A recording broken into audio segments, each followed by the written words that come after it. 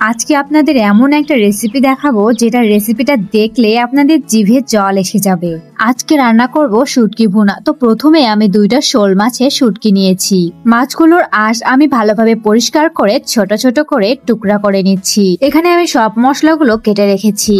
এরপরে আমি শুটকি মাছগুলো ভেজে নিব। ভালোভাবে ভেজে নেওয়ার পর আমি কিছুক্ষণ ভিজিয়ে রাখবো। এখানে আমি মশলাগুলো সব বেটে নিয়েছি।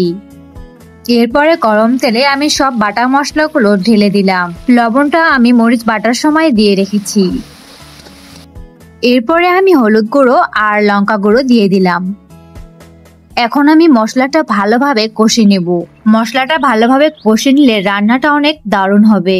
এখন আমি ভালোভাবে ধুয়ে নেওয়া শুটকিগুলো দিয়ে দিলাম। এরপর আমি একটু একটু করে পানি দিব আর কষতে থাকবো।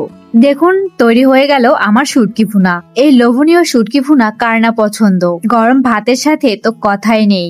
আমার শুটকি ভুনাটা কেমন হয়েছে অবশ্যই কমেন্ট করে জানাবেন। গরম ভাত আর শুটকি ভুনা এক লোকমা মুখে দিলাম, উফ কি যে মজা হয়েছে। আপনারা অবশ্যই বাসায় ট্রাই করবেন আর ভালো লাগলে অবশ্যই লাইক করবেন।